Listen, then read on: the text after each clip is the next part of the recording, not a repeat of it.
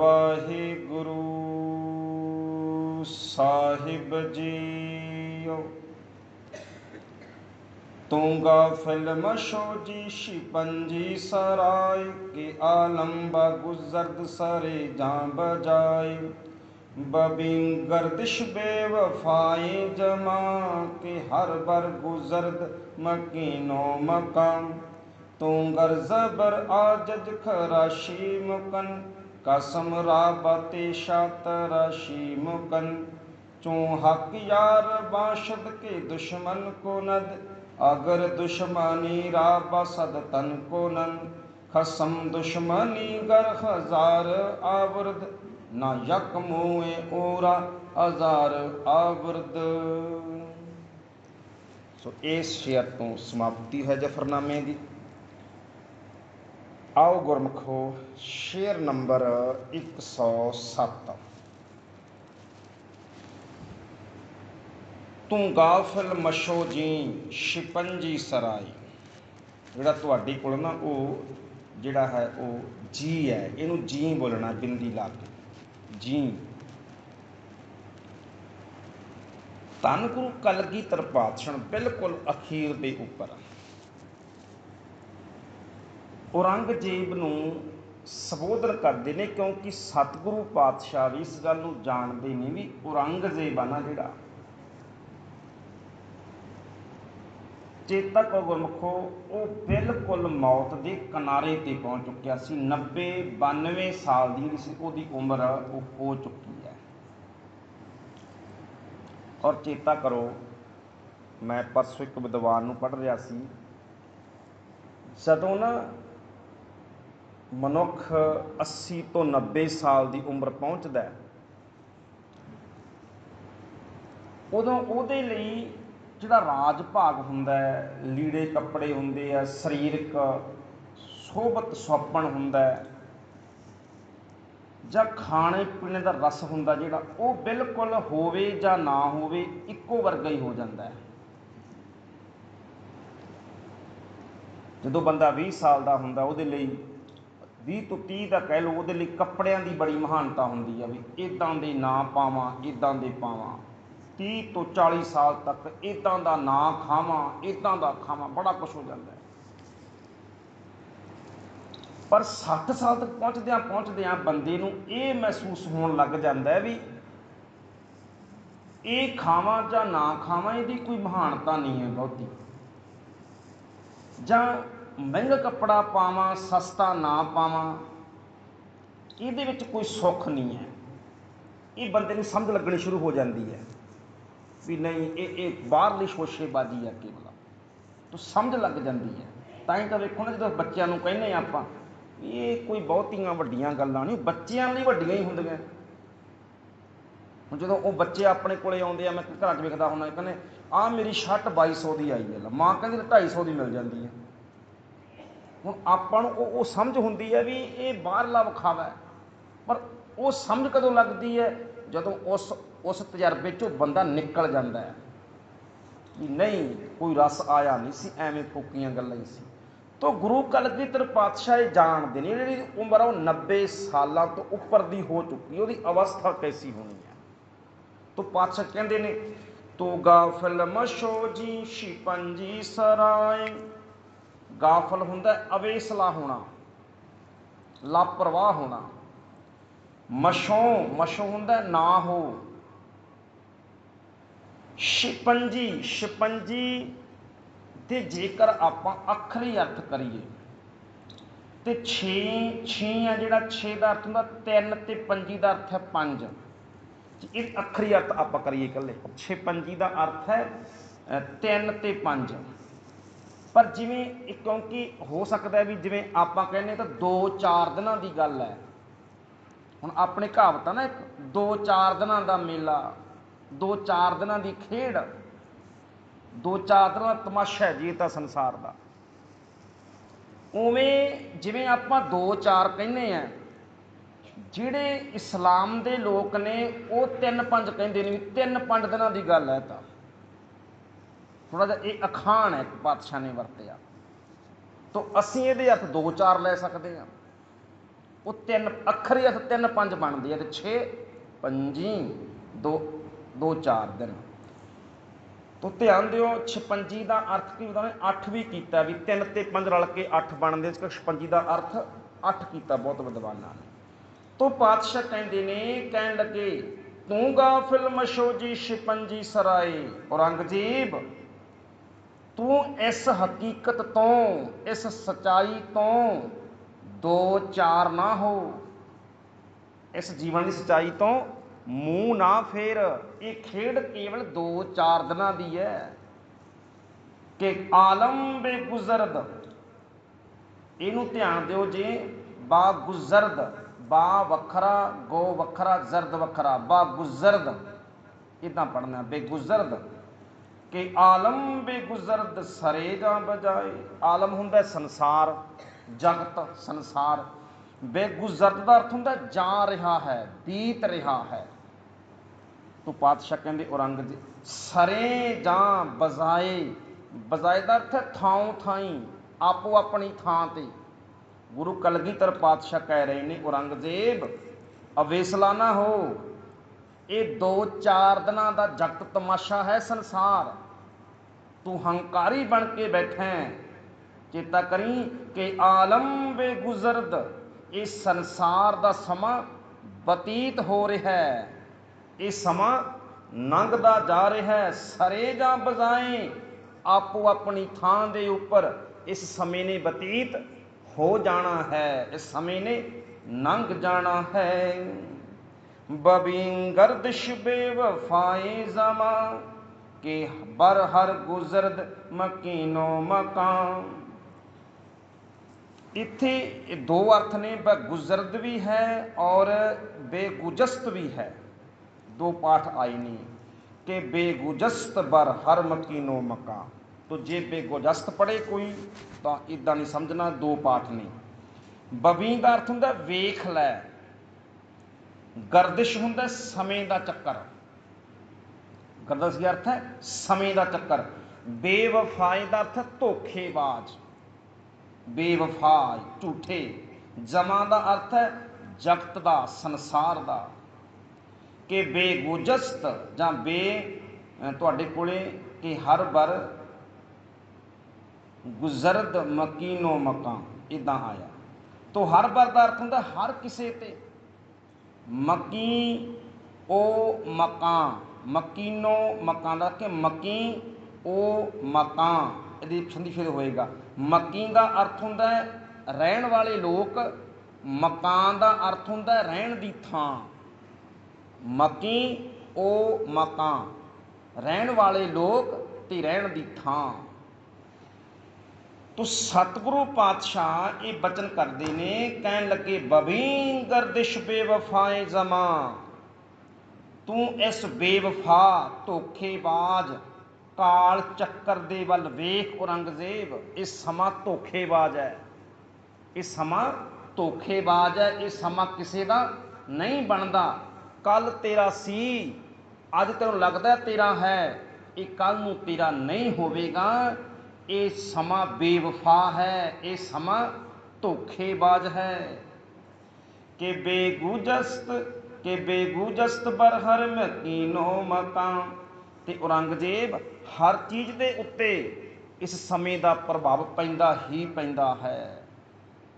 ਇਸ ਕਰਕੇ ਤੂੰ ਇਸ ਸਮੇਂ ਦੇ ਪੱਖ ਦੇ ਵਿੱਚ ਨਾ ਹੋ, ਸੱਚ ਦੇ ਵੱਲ ਖੜਾ ਹੋ। ਤੂੰ ਗਰ ਜ਼ਬਰ ਆਜਿਜ ਖਰਾਸ਼ੀ ਮੁਕਨ, ਕਸਮ ਰੱਬ ਤੇ ਸ਼ਾਤ ਰਾਸ਼ੀ ਮੁਕਨ। ਤੋ ਪਾਤਸ਼ਾਹ ਕਹਿੰਦੇ ਨੇ ਤੂੰ ਗਰ ਜ਼ਬਰ, ਜ਼ਬਰ ਹੁੰਦਾ ਤਾਕਤ ਵਾਲਾ। ਤੂੰ ਗਰ ਜੇਕਰ ਤੂੰ ਹੈ, ਤੂੰ ਗਰ ਦਾ ਕੀ ਅਰਥ ਹੈ ਤੂੰ ਹੈ। ਜ਼ਬਰ ਦਾ ਅਰਥ ਹੈ ਧਿਆਨ ਦਿਓ ਤਾਕਤ ਵਾਲਾ। ਆਜ਼ਿਜ਼, ਆਜ਼ਿਜ਼ ਦਾ ਅਰਥ ਹੈ ਕਮਜ਼ੋਰ। ਖਰਾਸ਼ੀ ਮਕਨ ਜ਼ਖਮੀ, ਖਰਾਸ਼ੀ ਮਕਨ ਦਾ ਅਰਥ ਹੈ ਦਿਲ ਨਾ ਦੁਖਾ। ਵੈਸੇ ਖਰਾਸ਼ੀ ਦਾ ਅਰਥ ਹੁੰਦਾ ਨਾ ਉਹ ਤਾਂ ਜ਼ਖਮੀ ਨਾ ਕਰ, ਪਰ ਇੱਥੇ ਕੀ ਹੈ ਦਿਲ ਨਾ ਦੁਖਾ। ਔਰੰਗਜ਼ੇਬ ਜੇ ਤੂੰ ਤਾਕਤ ਵਾਲਾ ਹੈ, ਜੇ ਤੂੰ ਜ਼ੋਰ ਵਾਲਾ ਹੈ ਤਾਂ ਐਵੇਂ ਕਿਸੇ ਦਾ ਦਿਲ ਨਾ ਦੁਖਾ। ਐਵੇਂ ਜਬਰ ਨਾ ਕਰ। ਕਸਮ ਰਾਬ ਤੇ ਸ਼ਾਂਤ ਰਾਸ਼ੀ ਮਕਨ। ਕਸਮ ਰਾ, ਕਸਮ ਰਾ ਦਾ ਅਰਥ ਹੈ ਜਿਹੜੀ ਤੂੰ ਆਪਣੀ ਕਸਮ ਖਾਧੀ ਹੈ। ਬਤੇਸ਼ਾ, ਬਤੇਸ਼ਾ ਦਾ ਅਰਥ ਨਾ ਵੈਸੇ ਤਾਂ ਕਈ ਵਿਦਵਾਨ ਕਹਿੰਦੇ ਨੇ ਗੁਰਮੁਖੋ, ਇੱਕ ਸ਼ਬਦ ਤੇਸਾ, ਜਿਹੜੇ ਆਪਣੇ ਮਿਸਤਰੀ ਵੀਰ ਨੇ ਉਹ ਕਹਿੰਦੇ ਤੇਸਾ ਹੁੰਦਾ ਜਿਹਦੇ ਨਾਲ ਉਹ ਕੱਟਿਆ ਜਾਂਦਾ, ਤੇਸਾ। ਹੁਣ ਕਈ ਇਹਦੇ ਅਰਥ ਕਰਦੇ ਨੇ ਬਾ ਤੇਸਾ, ਤੇਸੇ ਦੇ ਨਾਲ, ਪਰ ਕੁਛ ਕਹਿੰਦੇ ਨੇ ਤੇਸਾ ਜਿਹੜਾ ਸ਼ਬਦ ਹੈ ਇਹ ਫਾਰਸੀ ਵਿੱਚ ਕੁਹਾੜੀ ਲਈ ਵਰਤਿਆ ਜਾਂਦਾ ਹੈ। ਵੀ ਤੇਸਾ ਸ਼ਬਦ ਪੰਜਾਬੀ ਦਾ ਹੈ, ਪਰ ਜਦੋਂ ਤੇਸਾ ਸ਼ਬਦ ਆਪਾਂ ਪੜ੍ਹਾਂਗੇ ਫਾਰਸੀ ਦੇ ਵਿੱਚ ਕਹਿੰਦੇ ਵੀ ਇਹਦਾ ਅਰਥ ਕੁਹਾੜੀ ਹੁੰਦਾ, ਤਾਂ ਸੌਖਾ ਵੀ ਤੇਸੇ ਨਾਲ ਜਾਂ ਕੁਹਾੜੀ ਦੇ ਨਾਲ ਇਹਦਾ ਅਰਥ ਹੀ ਬਣੇਗਾ। ਪਾਤਸ਼ਾਹ ਕਹਿੰਦੇ ਕਸਮ ਰਾਬ ਤੇਸ਼ਾ ਤਰਾਸ਼ੀ। ਤਰਾਸ਼ੀ ਕੀ ਹੁੰਦਾ ਹੈ? ਤਰਾਸ਼ਣਾ। ਇੰਝ ਧਿਆਨ ਦਿਓ ਜੀ, ਛਿੱਲਣਾ ਭਾਵ, ਤਰਾਸ਼ ਦਾ ਕੀ ਅਰਥ ਹੈ? ਛਿੱਲਣਾ। ਆਪਾਂ ਕਹਿੰਦੇ ਬੁੱਤ ਘਾੜਾ ਪੱਥਰ ਨੂੰ ਤਰਾਸ਼ ਰਿਹਾ, ਭਾਵ ਕਿ ਛਿੱਲ ਰਿਹਾ। ਤੋ ਤਰਾਸ਼ੀ ਦਾ ਕੀ ਅਰਥ ਹੈ? ਛਿੱਲਣਾ। ਮੁਕਨ, ਮੁਕਨ ਦਾ ਅਰਥ ਹੈ ਛਿੱਲਣਾ, ਤੇਸੇ ਦੇ ਨਾਲ। ਤੋ ਪਾਤਸ਼ਾਹ ਕਹਿੰਦੇ ਨੇ ਔਰੰਗਜ਼ੇਬ ਜੇ ਤੂੰ ਜ਼ਬਰ ਵਾਲਾ ਹੈ, ਜੇ ਤੂੰ ਤਾਕਤ ਵਾਲਾ ਹੈ, ਤਾਂ ਐਵੇਂ ਕਮਜ਼ੋਰਾਂ ਨੂੰ ਛਿੱਲਣਾ, ਕਮਜ਼ੋਰਾਂ ਨੂੰ ਦਿਲ ਨਾ ਦੁਖਾ। ਜਿਹੜੀ ਤੂੰ ਕੁਰਾਨ ਦੀ ਕਸਮ ਖਾਧੀ ਹੈ ਨਾ, ਜਿਹੜੀ ਤੂੰ ਕੁਰਾਨ ਦੀ ਕਸਮ ਖਾਧੀ ਹੈ, ਇਸ ਨੂੰ ਤੇਸੇ ਨਾਲ, ਕੁਲਾੜੀ ਨਾਲ ਛਿੱਲਣਾ, ਭਾਵ ਕਿ ਇਸ ਨੂੰ ਤੂੰ ਛਿੱਲ ਰਿਹਾ, ਭਾਵ ਕਿ ਤੂੰ ਆਪਣੇ ਆਪ ਨੂੰ ਜ਼ਖਮੀ ਕਰ ਰਿਹਾ, ਆਪਣੇ ਬਚਨਾਂ ਨੂੰ ਭੰਗ ਨਾ ਕਰ। ਇਹਦਾ ਸਹੀ ਅਰਥ ਬਣੇਗਾ ਕਿ ਪਹਿਲਾਂ ਤੂੰ ਕੁਰਾਨ ਦੀ ਸਹੁੰ ਖਾਧੀ, ਉਸ ਤੋਂ ਬਾਅਦ ਤੂੰ ਜ਼ੁਲਮ ਕਰਦਾ, ਸਾਡੇ ਉੱਤੇ ਹਮਲਾ ਕਰਦਾ। ਅਰਥ ਕੀ ਬਣਿਆ? ਤੂੰ ਆਪਣੀ ਕੁਰਾਨ ਦੀ ਸਹੁੰ ਨੂੰ ਤੋੜ ਦਿੱਤਾ ਹੈ, ਭੰਗ ਕਰ ਦਿੱਤਾ ਹੈ, ਇਹਨੂੰ ਛਿੱਲ ਦਿੱਤਾ ਹੈ ਔਰੰਗਜ਼ੇਬ। ਅਗਲਾ ਬਚਨ, ਤੂੰ ਹੱਕ ਯਾਰ ਬਾਸ਼ਦ ਕੇ ਦੁਸ਼ਮਨ ਕੋ ਨੰਦ। ਅਗਰ ਦੁਸ਼ਮਨੀ ਰਾ ਬਸ਼ਦ ਤਨ ਕੋ ਨੰਦ। ਚੂੰ ਦਾ ਅਰਥ ਹੈ ਜਦੋਂ, ਹੱਕ ਦਾ ਅਰਥ ਹੈ ਖੁਦਾ। ਸੱਚ ਵੀ, ਕਈ ਸ਼ਬਦ ਉੱਤੇ ਹੱਕ ਦਾ ਅਰਥ ਸੱਚ ਵੀ ਹੁੰਦਾ, ਪਰ ਇਹ ਸ਼ਬਦ ਫਾਰਸੀ ਦਾ, ਇਹਦਾ ਹੱਕ, ਅਲਨ ਹੱਕ। ਇੱਕ ਜਦੋਂ ਅਸੀਂ ਪੜ੍ਹਦੇ ਹਾਂ ਨਾ ਮਨਸੂਰ ਦੀ ਕਹਾਣੀ ਪੜ੍ਹਦੇ ਹਾਂ, ਉਹ ਕਹਿੰਦਾ ਅਲਨ ਹੱਕ, ਮੈਂ ਹੀ ਖੁਦਾ ਹਾਂ। ਤੋ ਹੱਕ ਦਾ ਅਰਥ ਹੁੰਦਾ ਖੁਦਾ, ਪਰਮਾਤਮਾ। ਯਾਰ ਦਾ ਅਰਥ ਹੈ ਦੋਸਤ, ਬਾਸ਼ਦ। ਬਾਸ਼ਦ ਕਹਿੰਦੇ ਨੇ ਬਣੇ ਹੋਏ ਨੂੰ। ਦੁਸ਼ਮਨ ਕੁਨੰਦ, ਦੁਸ਼ਮਨ ਹੁੰਦਾ ਵੈਰੀ, ਕੁਨੰਦ ਦਾ ਅਰਥ ਹੈ ਕਰ ਸਕਦਾ ਹੈ। ਤੋ ਅਰਥ ਕੀ ਬਣਿਆ? ਹੇ ਔਰੰਗਜ਼ੇਬ, ਜਿਸ ਦਾ ਦੋਸਤ ਪਰਮਾਤਮਾ ਆਪ ਹੋਵੇ, ਜਿਸ ਦਾ ਦੋਸਤ, ਜਿਸ ਦਾ ਯਾਰ ਪਰਮਾਤਮਾ ਆਪ ਹੋਵੇ, ਦੁਸ਼ਮਣ ਉਸ ਦਾ ਕੀ ਕਰ ਸਕਦਾ ਹੈ? ਅਗਰ ਦੁਸ਼ਮਨੀ ਰਾ ਬਸ਼ਦ ਤਨ ਕੋ ਨੰਦ। ਪਾਤਸ਼ਾਹ ਕਹਿੰਦੇ ਅਗਰ ਦਾ ਅਰਥ ਹੈ ਜੇਕਰ, ਦੁਸ਼ਮਣੀ ਦਾ ਅਰਥ ਹੈ ਵੈਰ, ਬਸ਼ਦ ਦਾ ਅਰਥ ਹੈ ਬਾਸ਼ਦ, ਸੈਂਕੜੇ ਵਾਰ। ਸਦ ਹੁੰਦਾ ਨਾ ਸੈਂਕੜੇ, ਬਾਸ਼ਦ ਕੀ ਹੈ? ਸੈਂਕੜੇ ਵਾਰ। ਤਨ ਕੁਨਦ, ਤਨ ਦੇ ਉੱਤੇ ਹਮਲਾ ਕਰਕੇ ਆ ਜਾਵੇ। ਤੋ ਅਰਥ ਕੀ ਬਣਦਾ? ਔਰੰਗਜ਼ੇਬ, ਜੇ ਰੱਬ, ਜਿਸ ਦਾ ਯਾਰ ਰੱਬ ਹੋਵੇ, ਜਿਸ ਦਾ ਦੋਸਤ ਪਰਮਾਤਮਾ ਆਪ ਹੋਵੇ, ਤੇਰੇ ਵਰਗਾ ਦੁਸ਼ਮਣ ਉਸ ਦਾ ਕੀ ਵਿਗਾੜ ਸਕਦਾ ਹੈ? ਭਾਵੇਂ ਤੇਰੇ ਵਰਗਾ ਦੁਸ਼ਮਣ 100 ਗੁਣਾ ਵੱਧ ਫੌਜ ਲੈ ਕੇ ਵੀ ਚੜ੍ਹ ਕੇ ਆਵੇ ਤੇ ਵੈਰ ਕਮਾਵੇ, ਦੁਸ਼ਮਣੀ ਰੱਖੇ, ਪਰ ਜੇਕਰ ਮੇਰਾ ਪਰਮਾਤਮਾ ਯਾਰ ਬਣ ਗਿਆ ਤੇ ਤੇਰੇ ਵਰਗਾ ਪਾਪੀ ਉਸ ਦਾ ਕੁਝ ਵੀ ਨਹੀਂ ਵਿਗਾੜ ਸਕਦਾ। ਤੂੰ ਧਿਆਨ ਦਿਓ, ਕਿਉਂਕਿ ਜਿਹੜਾ ਇੱਕ ਵਾਰ ਨਾ, ਇੱਕ ਪਾਤਸ਼ਾਹ ਕਿਉਂ ਕਹਿ ਰਹੇ ਨੇ, ਇੱਕ ਵਾਰ ਜਦੋਂ ਸਤਿਗੁਰੂ ਨਾ ਬਹਾਦਰ ਸ਼ਾਹ ਨੂੰ ਮਿਲਦੇ ਆ, ਜਿਹੜਾ ਅੱਗੇ ਮੁਅੱਜ਼ਮ ਸੀ, ਫਿਰ ਬਹਾਦਰ ਸ਼ਾਹ ਬਣਦਾ ਬਾਅਦ ਵਿੱਚ, ਤੂੰ ਨਾ ਆਗਰੇ ਬੈਠੇ ਗੁਰੂ ਕਲਗੀਧਰ ਪਾਤਸ਼ਾਹ ਦੇ ਨਾਲ। ਤੋ ਕਹਿੰਦਾ ਸਤਿਗੁਰੂ ਪਾਤਸ਼ਾਹ, ਤੁਹਾਡੀ ਜ਼ਿੰਦਗੀ ਦਾ ਕੋਈ ਤਜਰਬਾ? ਬਹਾਦਰ ਸ਼ਾਹ ਕਹਿੰਦਾ ਗੁਰੂ ਕਲਗੀਧਰ ਪਾਤਸ਼ਾਹ ਨੂੰ, ਆਪਣੀ ਜ਼ਿੰਦਗੀ ਦਾ ਤਜਰਬਾ ਕੀ ਹੈ? ਤੋ ਕਹਿੰਦੇ ਨਾ ਉੱਥੇ ਉਰਦੂ ਦਾ ਸ਼ੇਰ ਸੀ ਇੱਕ, ਗੁਰੂ ਕਲਗੀਧਰ ਪਾਤਸ਼ਾਹ ਕਹਿੰਦੇ ਵੀ ਬਹਾਦਰ ਸ਼ਾਹ, ਮੇਰੀ ਜ਼ਿੰਦਗੀ ਦਾ ਤਜਰਬਾ ਬਸ ਇਹੀ ਹੈ कि बुलंदी से गुजरा हूँ कि पश्ती से गुजरा हूँ, जहाँ से भी गुजरा हूँ मैं मस्ती से गुजरा हूँ। आपके चढ़ती कला जी सी पातशाह ने, जहाँ से भी गुजरा हूँ मैं मस्ती से गुजरा हूँ, भी चढ़ती कला च रहा मैं सारी जिंदगी। तो उस तरह ही कह रहे ने भी औरंगजेब दुश्मने चढ़ के तू आ गया, पर मेरा यार तो परमात्मा आप सी, तेरे वर्गा की बिगाड़ सकता है। खसम दुश्मनी गर हजार आबर्द, ना यक मुए ओरा हजार आबुर्द। खसम का अर्थ होंदा है, वैसे खसम का अर्थ मालक किया जाता है साडी संस्कृत भाषा दे विच मालक, पर कई थावां उत्ते जिहड़ा खसम शब्द दुश्मन के लिए वरत्या जाता है। और जफरनामे च पहलां भी ये खसम आया सी, तो दुश्मन के लिए ही वरत्या गया सी। दुश्मनी वैर, गर दा अर्थ हुंदा जे, हजार आबरद हुंदा लियावे, ना यक मूए, मूए का क्या अर्थ हुंदा एक वाल। जो पातशाह कहते मेरा एक वाल भी विंगा नहीं हो सकिया, उत्थे भी कहते नहीं ना यक मूए, तो ना यक मूए ओरा ओरा आजार अवरद। तो पातशाह कहते ने जेकर औरंगजेब जेकर वैरी हज़ारां किस्म दियां दुश्मनियां भी करे, हज़ारां तरह दियां चलाकियां करे, हज़ारां तरह दियां बेवफाइयां बेईमानियां करे, पर औरंगजेब वो मेरा एक भी वाल विंगा नहीं कर सकता। अखीर ते कहते ने पातशाह अर्थ की बने, औरंगजेब भावें तू सैकड़े चलाकियां करे, हज़ारां चलाकियां, हज़ारां दुश्मनों की फौज चढ़ के लैके आवें, हज़ारां बेईमानियां तू करे, पर एक गल चेता रखी, ना यक मुए ओरा आजार ओवरद। ना तू मैनू दुखी कर सकता है, आजार का तो दुखी, ना तू मैनू दुखी कर सकता है, ना तू मेरा वाल विंगा कर सकता है। अखीर ते पातशाह ने कहा। तो ये सतगुरु पातशाह इन्ना बचन करके जिहड़ा है फिर जफरनामा वो समाप्त कर देंगे है गुरु। अखीर ते देखो चढ़ती कला सतगुरु कहते ने, ना तू वाल विंगा कर सकता है, ना तू मैनू दुखी कर सकता है। अर्थ की हुण ये जित है, इहनूं जित कहते हैं। लिखते पातशाह जफरनामा ते समाप्ति कित्थे हुंदी है, ना तू मैनू दुखी कर सकिया, ना तू मेरा वाल विंगा कर सकिया। इस करके औरंगजेब ये मेरी जित है। तां पातशाह लिखते हैं जित हुई मेरी, कुछ भी नहीं बिगड़िया। पातशाह कहते मेरा की इन्ना कुछ तू कीता, हज़ारां कपट कीते, बेईमानियां कीतियां, चलाकियां कीतियां, ते मेरा ते वाल नहीं विंगा होया, मैनू तो दुखी दुखी भी नहीं कर सकिया, विगाड़ना तो मेरा की सी। तो तां कहते ने पातशाह ये मेरे लिए औरंगजेब एक जित है। तो ये चिट्ठी लिख के ना पातशाह फिर बैठे कित्थे सी पातशाह, दीने की धरती के उपर। हुण थोड़ा समझो ये पहुँचता किवें आ। दीना कांगड़ इलाका है, नाल नाल पिंड ने गुरमुखों।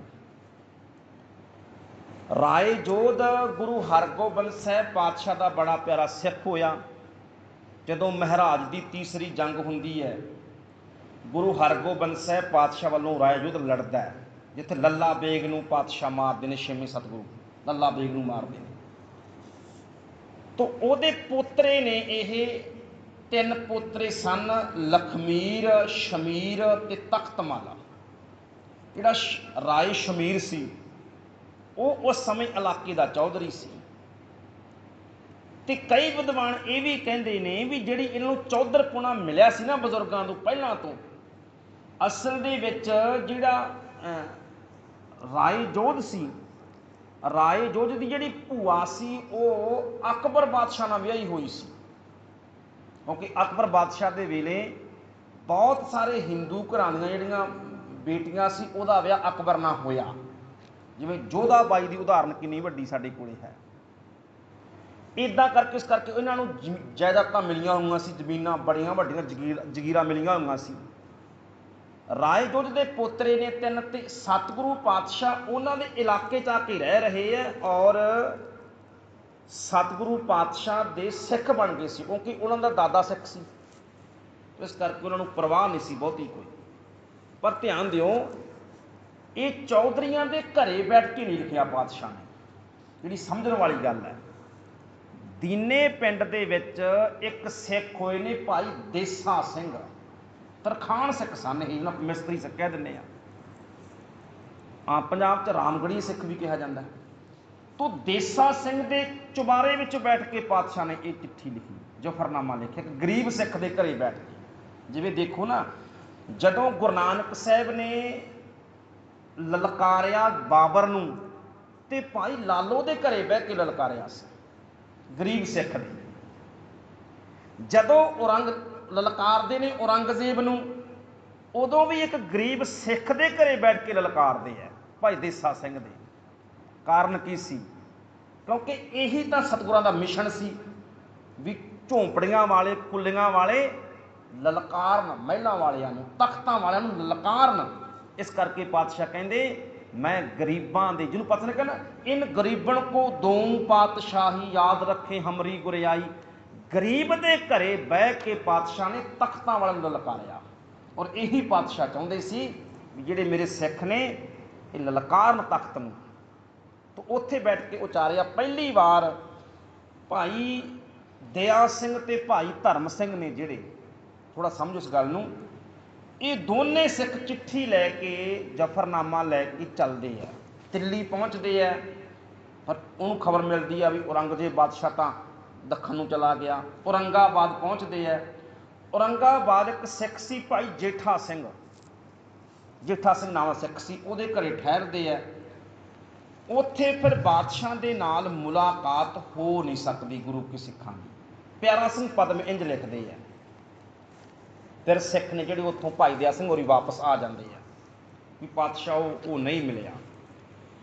फिर दोबारा धन गुरु कलगीधर पातशाह फिर जिहड़े ने चार सिखां नूं नाल, चार सिखां नूं भेजदे आ, भाई देसा सिंह, उस तो बाद भाई शिव सिंह, देसा सिंह, भाई शिव सिंह, धर्म सिंह ते दया सिंह, ये चारां नूं भेजदे आ। चारे जिहड़े सिख है फिर अगे औरंगजेब जिहड़ा है औरंगाबाद तो अगे नगर पैंदा अहमद नगर, अहमद नगर जाके औरंगजेब नूं मिलदे आ। फिर तो इहड़ा जफरनामा सी, ये अहमद नगर ये महाराष्ट्र विच पैंदा है, उत्थे जाके औरंगजेब नूं जिहड़ा सी वो दिंदे ने। अच्छा एक होर सी बेनती समझो, गुरु कलगीधर पातशाह ने कहा सी भी सीधा जाके बादशाह नूं खुद देना है, किसी नूं फड़ाउणा नहीं गा, ये उहदे किसी अहलकार नूं किसी नूं नहीं फड़ाउणा, सीधा जाके बादशाह नूं देना। अच्छा जिहड़ा उहदा मुंशी सी इनायत उल्ला, उहदा नाम दा इनायत उल्ला खां रस्मी, उहदा मुंशी सी बादशाह दा, औरंगजेब दा, जिहड़ा 24 घंटे उहदे जिहनूं आपां मनीम कह दिंदे आ नाल नाल रहिंदा सी। हुण शब्द पीए वरतदे आ, उदों मुंशी शब्द वरतदे सी मनीम। इनायत उल्ला खां रस्मी वो कहंदा भी तुसीं चिट्ठी मैनूं दे दिओ ते मैं बादशाह तक पहुँचा देंगा। भाई दया सिंह कहण लगे भी नहीं नहीं नहीं, चिट्ठी खुद देनी है, असीं गल कली चिट्ठी नहीं थोड़ा है।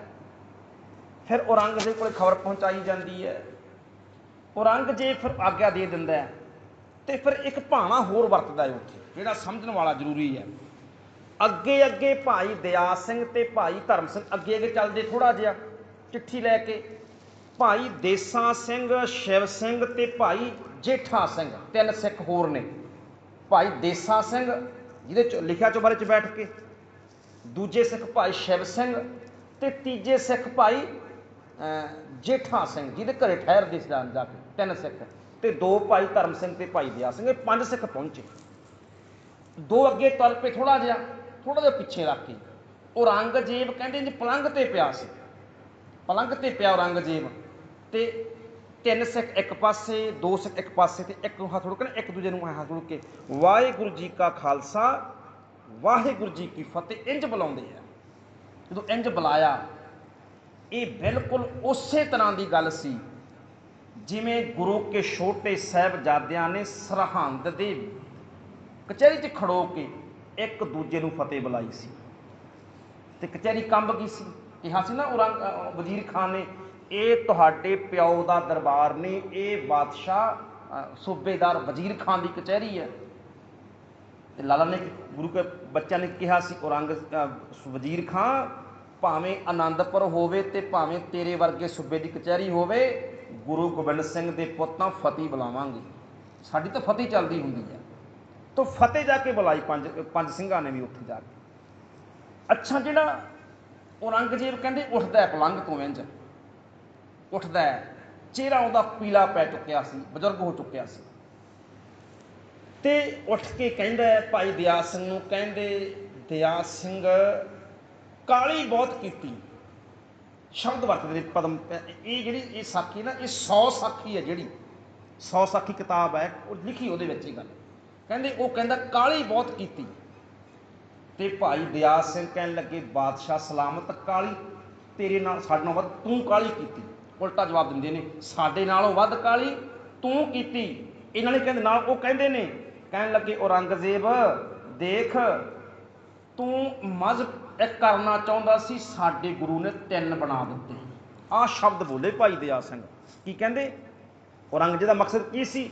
ਸਾਰੇ ਹਿੰਦੁਸਤਾਨ ਤੇ ਇੱਕੋ ਮਜ਼ਹਬ ਚਾਹੀਦਾ ਹੈ, ਇੱਕੋ ਧਰਮ ਚਾਹੀਦਾ ਹੈ, ਇੱਕੋ ਭਾਸ਼ਾ ਚਾਹੀਦੀ ਹੈ, ਇੱਕੋ ਹੀ ਝੰਡਾ ਚਾਹੀਦਾ, ਇੱਕੋ ਹੀ ਬੋਲੀ ਚਾਹੀਦੀ ਹੈ।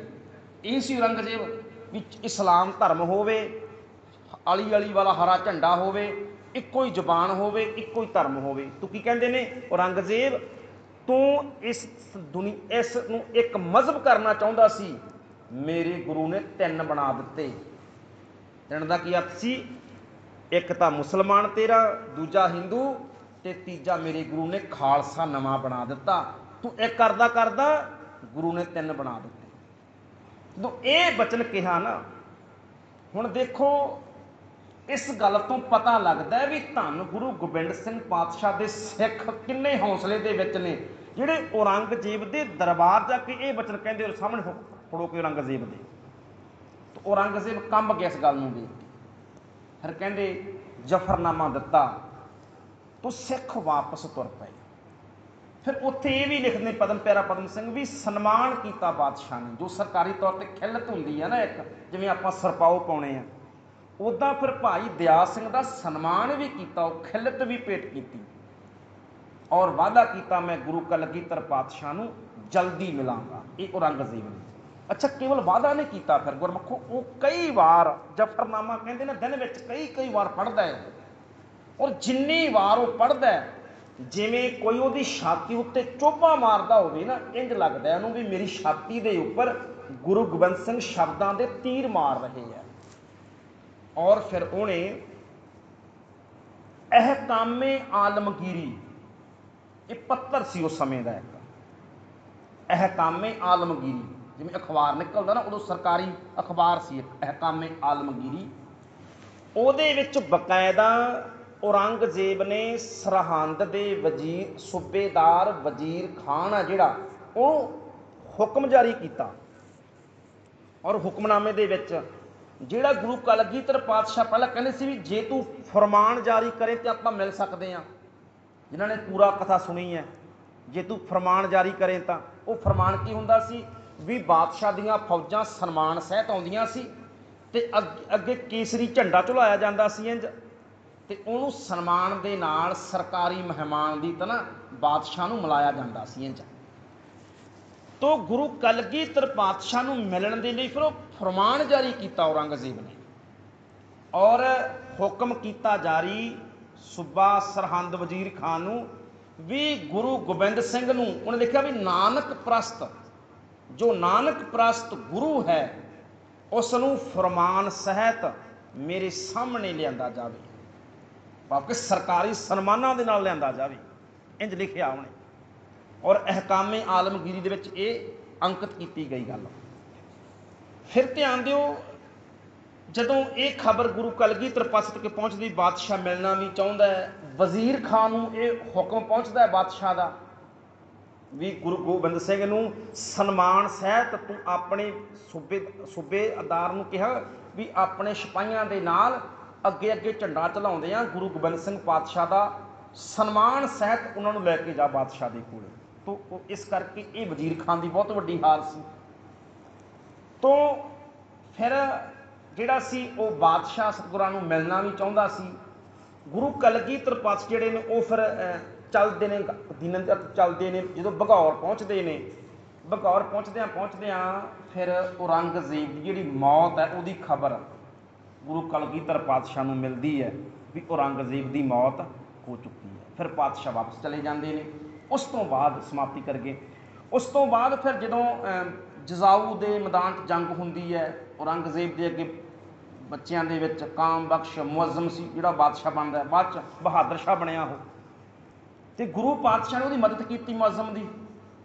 ਉਸ ਤੋਂ ਬਾਅਦ ਆਗਰੇ ਬਾਦਸ਼ਾਹ ਬਹਾਦਰ ਸ਼ਾਹ ਜ਼ਫਰ ਮੁਅੱਜ਼ਮ ਅਤੇ ਗੁਰੂ ਕਲਗੀਧਰ ਪਾਤਸ਼ਾਹ ਮਿਲਦੇ ਨੇ ਆਪਸ ਦੇ ਵਿੱਚ। ਉੱਥੋਂ ਫਿਰ ਇੱਕ ਹੁਕਮਨਾਮਾ ਮਿਲਦਾ, ਜਿੱਥੇ ਮੈਂ ਸਮਾਪਤੀ ਕਰਨੀ ਚਾਹੁੰਦਾ।